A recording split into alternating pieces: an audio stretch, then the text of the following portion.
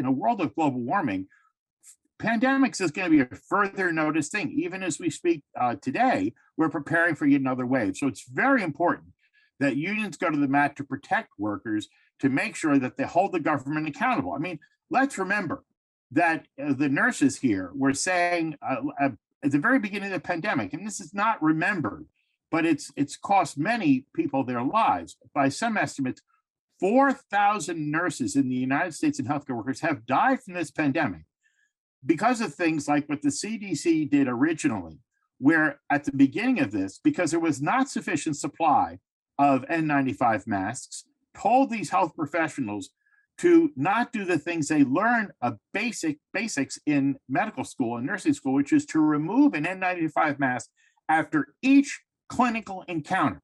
That's very important to understand. That is every time you see a patient that might be infected.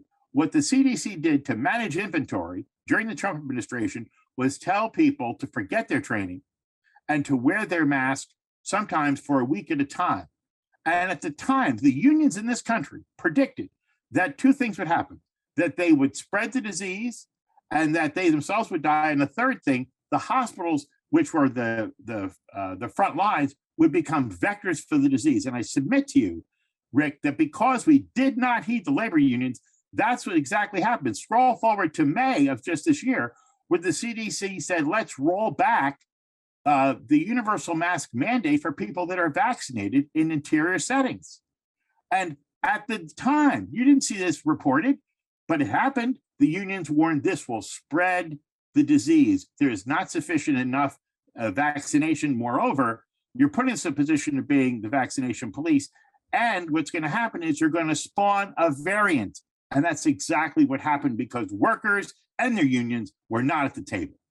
It's also important to remind everyone that we have 150 years of struggle in this country to get unions and to get workers a seat at the table, to work out how to deal with work problems, whether they are local in the factory or the office or they're national, like this crisis. And there's no reason to ask unions to simply step aside and give away what they fought so hard to achieve. And there's something sleazy about employers using a pandemic to kind of sneak in the ability to mandate something they should have negotiated. And I think it's very important that your work puts that forward.